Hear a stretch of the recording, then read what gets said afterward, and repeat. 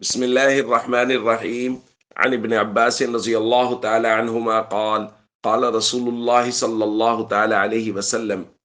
إن الله كتب الحسنات والسيئات ثم بين ذلك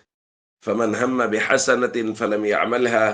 كتبها الله له عنده حسنة كاملة. الحديث رواه البخاری.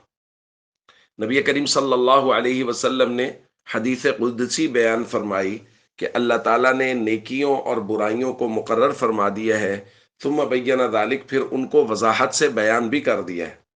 پھر ایک ضابطہ جو اللہ نے بنایا ہے اس کو بیان فرمایا۔ فمن ہم بحسنہ، کسی آدمی نے نیکی کا پختہ ارادہ کیا، ضرور کرے گا، لیکن فلم یعملھا، کسی وجہ سے وہ نیکی کر نہیں پایا،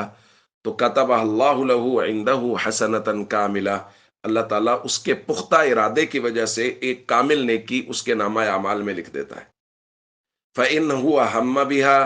اگر اس نے نیکی کا ارادہ کیا، فَعَمِلَهَا، اور اس کو کر بھی گزرا، پختہ ارادہ اور پھر نیکی کر بھی لی، كَتَبَهَا اللَّهُ لَهُ عِنْدَهُ 10 حسنات إلى 700 ضعف إلى أضعاف كثيرة، اللہ اس کو لکھ لیتا ہے 10 گنا اور وہاں سے 700 گنا تک، اور اس سے بھی کہیں زیادہ۔ اور پھر فرمایا وَمَنْ هَمَّ بِسَيِّئَةٍ فَلَمْ يَعْمَلْهَا، کسی آدمی نے گناہ کا ارادہ کیا لیکن گناہ کو ترک کر دیا، نہیں کیا گناہ کو، تو کتب اللہ لہ عندہ حسنۃ کاملہ، اللہ اس کو بھی نیکی لکھ دیتا ہے کہ گناہ کا ارادہ کیا ہے لیکن اللہ کا ڈر اور خوف مانے ہو گیا، لیکن گناہ کیا نہیں ہے، تو اس کی وجہ سے بھی اللہ تعالیٰ اس کے لیے نیکی لکھ دیتا ہے۔ فَإِنْ هُوَ ہَمَّ بِهَا، اگر گناہ کا ارادہ کیا، فَعَمِلَهَا، اور کر بھی گزرا، کتبہ اللہ لہ سیئۃ واحدہ، اللہ اس کے لیے صرف ایک برائی لکھتا ہے۔ بھائی، یہ اللہ کی رحمت دیکھیے، نیکی کا ارادہ کیا،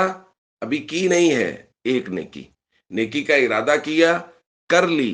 تو 700 گنا سے بھی زیادہ تک اس کے اخلاص کی وجہ سے، جتنا اخلاص ہوگا اتنی زیادہ اس کو لکھا جائے گا۔ اور اس کے مقابلے میں برائی کا ارادہ کیا لیکن کسی وجہ سے رک گیا، تو اس رکنے کی وجہ سے اللہ نیکی لکھ دیتا ہے کہ اس نے میرے ڈر اور خوف کی وجہ سے برائی نہیں کی۔ اور اگر برائی کر گزرا تو پھر بھی ایک برائی لکھی جائے گی، زیادہ نہیں لکھا جائے گا۔ یہ اللہ کی کس قدر رحمت ہے ہم سب پر، اس لیے اللہ کی رحمتوں کو، اللہ کی مہربانیوں کو ہمیشہ سوچنا چاہیے، غور و فکر کرنا چاہیے، اور اللہ کا شکر گزار بندہ بننا چاہیے، فرائض و ارکان اسلام کی بھرپور پابندی کرنی چاہیے، اور نبی پاک صلی اللہ علیہ وسلم کے مبارک طریقوں کے مطابق زندگی گزارنی چاہیے۔ السلام علیکم ورحمۃ اللہ وبرکاتہ۔